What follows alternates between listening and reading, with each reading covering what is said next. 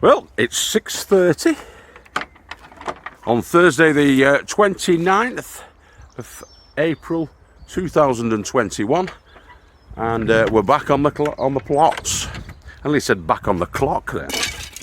I've just come off the clock. It's time to get some spuds out and some onions. Now, I've got, I would say, maximum 2 hours. All right. If I have a late tea, which I intend on doing. The lady farmer's got the kids tonight. She's taking them to Borsdale Woods for a walk. So they'll only be back about 8:15. So I've got maximum 2 hours. She's going to feed the kids first, obviously, before they go out. But let's see what we can get done. Enough waffling, and let's get some planting done. So we've got the main croppers, the Maris Piper there, did very well for us last year and the year before. Chitted along nicely there. So I'm going to throw them in the ground. I'm going to get those out tonight, those main crop potatoes. These ones over here, we have already got some first earlies in the ground and some of the Charlottes. And I'm going to put those into buckets. They're going to be bucket grown. But these main croppers, we're going to get into the beds, if I can. Now, again, space is of the essence at the minute. So, I'm definitely going to be able to get 3, 6, 9, 12, maybe 15. Let's just have a look, actually, at the bed. Okay, so I've marked out the stations where we're going to be putting the potatoes. I'm going to be putting them 3 to a station, if you like. So there'll be 3 rows of the spuds going down there, and I can fit 7 in because I'm putting them 20 inches apart. But on the width, they're only going to be probably about a foot apart. To be fair, they're not going to be very far apart at all. And they are main croppers, so they're going to spread the wings a little bit and be a bit fatter and bigger. They'll be in the ground for longer. Now, potatoes like a slightly acidic soil. They actually like between 5 and 7 on the pH scale. Now, what I've got there is just under 7. So it's not fantastic, but I'm not too concerned about it. But what I won't be doing is adding in any lime to the mix, because lime will increase the pH, won't it? Which we don't particularly want. We want it reducing, if anything. So anyway, we're gonna dig those out. We're gonna get the little trenches in. Maris Piper, 3 to a station. So one will be going about here, about 6 inches in, and then one in the middle, and then about 6 inches from that side. They're going to be going down. This is a 3-foot wide bed, and the growing area there that we've got's about 15 feet. So we're getting, we're getting 7 in. It's where the canes are. Where the canes are is where the little trenches are going to go. I'm waffling on again. Anyway, let's crack on.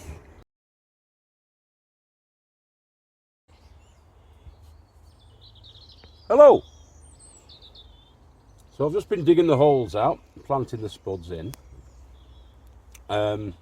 This is the last one, the last little trench. Now, there's going to be 3 more of the potatoes going in there, the main croppers. So what I'm going to be doing is, now I've actually dug the hole, I'm going to be filling up about 1 inch at the bottom with Western yellow centipedes. No, I'm not. I'm going to be filling that up with a bit of the loose soil. And then all I'm going to be doing with this one, this bed, the only amendment is the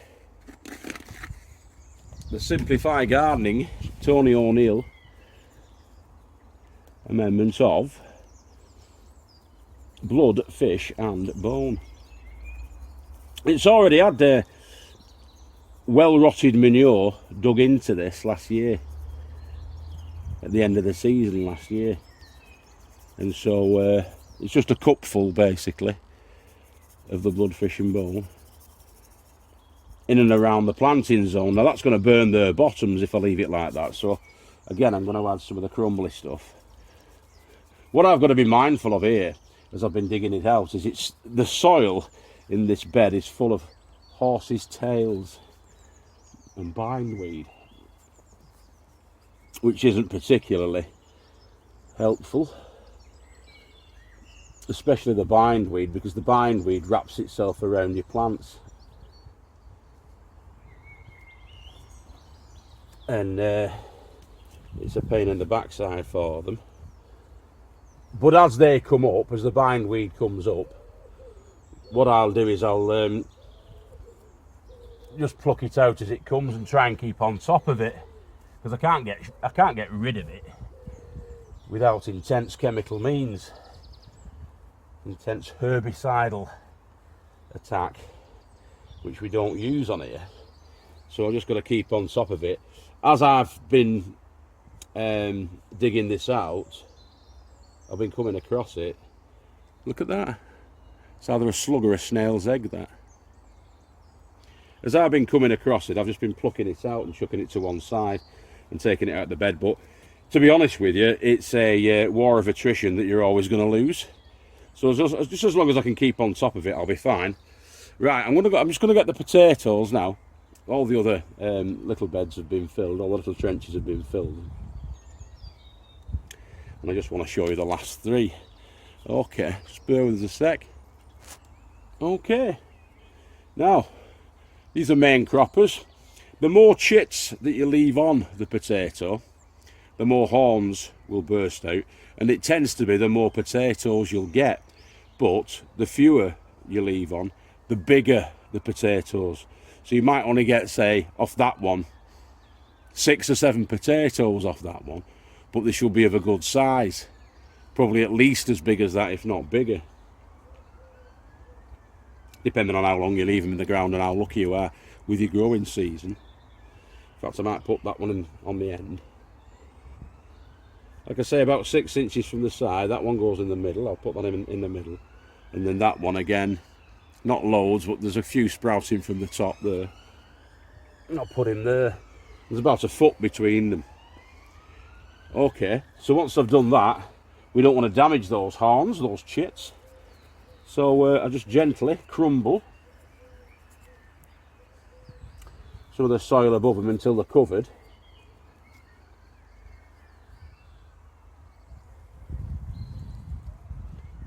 The roots come out from where the chits are as well. Where the chits are on the top, the roots will come out from there. They don't come out from the bums like you'd expect. They come out from around where the chits are, and then they'll go down. They'll seek out this stuff. They'll seek out the nutrition. The more nitrogen that you add in, the more top growth you'll get. So you don't particularly need a lot of that. Just sufficient nitrogen, which you could get from the bloodfish and bone and the manure that was in the ground last year. And then you'll get your potato growth from all the other macro and micronutrients that are in bloodfish and bone. Potassium and phosphorus, and the micronutrients that you'll find in there, the calcium. As I said before, you don't need a lot of lime. You don't need any lime really in potato soil. It likes more of an acidic environment. I can't speak again. Sure, there's something wrong with me. Probably just thick or something. But yeah, a more acidic. Get your tongue in order. It's this tooth. Ever since I had this tooth put in, I've not been able to speak properly. What the hell's wrong with me? I'm just backfilling then the soil in. You don't particularly have to mound it up, you know. Look at them some widdly worms in here. It's a good sign. I've spotted quite a few widdly worms actually, as I've been digging it out. Big fat ones like that as well. Big fat ones. Don't know the species. And I've also spotted a few western yellow centipedes. And obviously a robin. Mr. Robin's over there, you can't see him. But he's just to my right hand side here. Mr. Robin. And he's looking for those worms and those centipedes so that he can eat them. It's all part of nature, boys and girls, but we like the worms. You don't want the worms to be eaten particularly.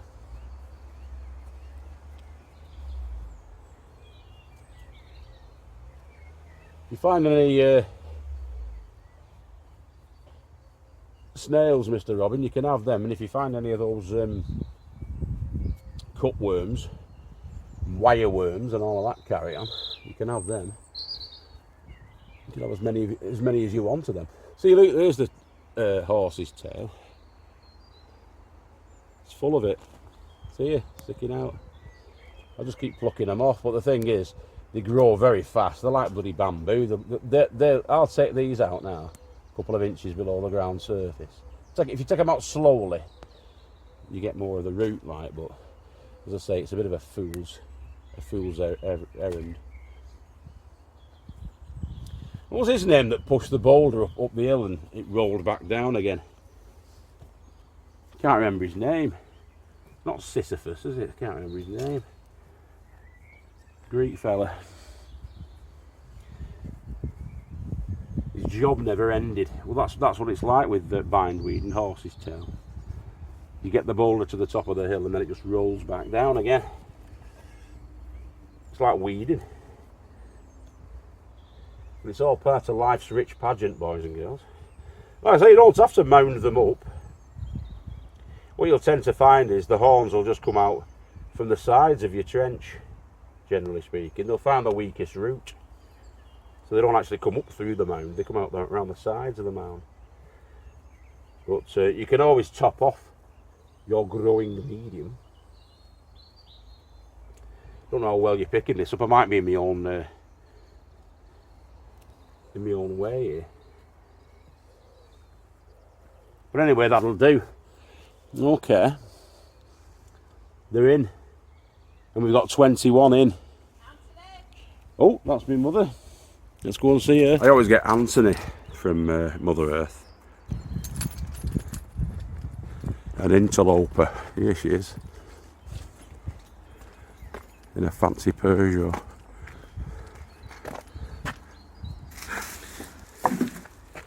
There we go. Water in bottles. Thanks very much. How about the trays? Oh yeah, I've got some trays at the top there. I'm going to leave them at the top of the allotments near where the top shed is in the shop. And if anybody wants these, they can have them. I've got as many as I need, but they're ideal really, those, for storing stuff in. Stack on top of each other. Or when you're doing your cropping, you can put your crops in there and cart them off. Only baskets, plastic baskets, mushroom trays. I've got loads of them though. She's also given us a hat, hasn't you? Yes. I've just put it at a jaunty angle. Keep the sun off my brain. Only need a very small hat. A yarmulke would do for that. Right, let's get back onto it. Yeah, always a pleasure, never a chore there with Mother McCree. Just dropped those bottles off for us and my happy hat. Ladies. Right, I used to have one of these about 2 years ago and I don't know what happened to it. I think a fan must have stolen it. Right, okay. Alright. So there's 21 spuds in the ground of the Maris Piper. Got to get some onions in. I better get that in as well before a magpie takes it. Look at all these monkeys. Got to get them out. Getting the brown tips on them because they're not getting the nutrition that they need, obviously. But I'm going to try and get about 24 or so out before even song. And right, that's the next move, guys. I think that is going to be the bed for them.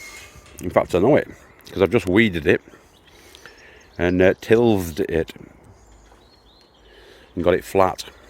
Weeded, raked and brushed with that to get it flat. Now, all alliums and bulbs in general benefit from phosphorus. And bone meal is a good supplier of that, of phosphorus.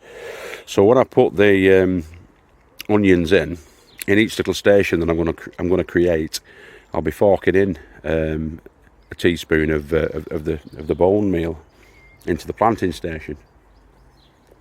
So I'll show you that next. But in that bed I'll get 48 onions in, like I've got in these other beds. It's a 6 foot by 4 foot bed. I'm going to get 48 onions in that. So let's crack on. So there we have our 48 Stuttgarter onions, and then they're going to be placed into here. So I'll make the stations first. I'll make the first row of planting stations with me fork, and show you the next step. Okay, I've had a second thought about it. I'm going to get 40 in of the onions because they like a bit of elbow room, and I've got to get in between to do the weeding as well in that bed. And I've just measured it, and it's not quite as big as I thought it was, that bed. It's not quite 6 feet. It's 5'6", and it's not quite 4 feet. It's 3'6" for some reason. Anyway, I digress. What we're going to do now is we're going to add, using that old teaspoon, a sprinkling of the bone meal into each of the planting stations, and then fork it through. Alright, so we'll get a forkful, sprinkle it in, a spoonful, and just work that into the soil a little. And I'm gonna do that with all of these little planting stations, all 40 of them, and I'll get back to you. Okay, they're all bone mealed now. I'm going to work that into the soil with the fork. Take them out of there, put them into there. And to do that, just going to make a little hole, little depression in the centre, and pop them in, and then earth them around, just so that the bulb is just poking its nose out. Obviously the foliage above, but you only want about a centimetre or so of the bulb actually sticking out the top. So I'm going to make my holes and plant my onions. And there we go, they're all in. And it's 8 o'clock, so I've not done too bad. Like little soldiers, aren't they? Just going to give them a drink. Like Monty Don always says, give them a good drink.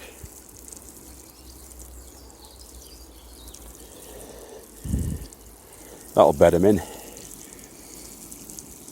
I have slightly firmed around when I've planted them in, but as you can see, the necks are sticking out, but the onions themselves are only just poking out, if they are poking out at all. The rain will wash it down over the next couple of months into the soil, exposing the onion. I should have got a 10-litre can for this.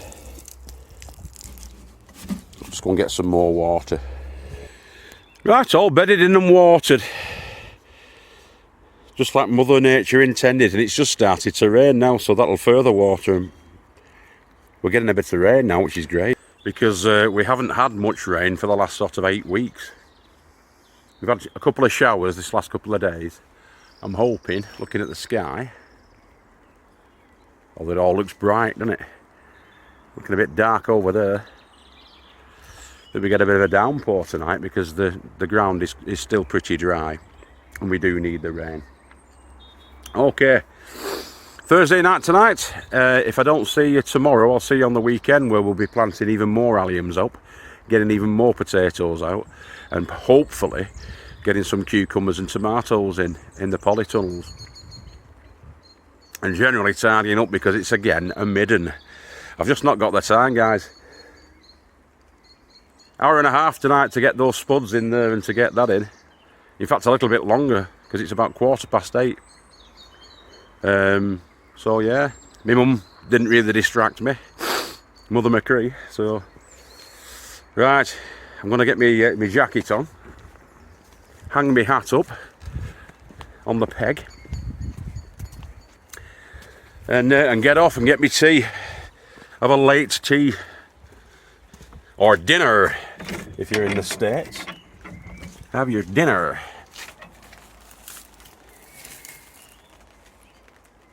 There you go. Cushy. Right, catch you later, boys and girls. We love you all. Goodbye. Keep growing with your heads down and take care of yourselves and each other. Alright, catch you next time. Bye bye now.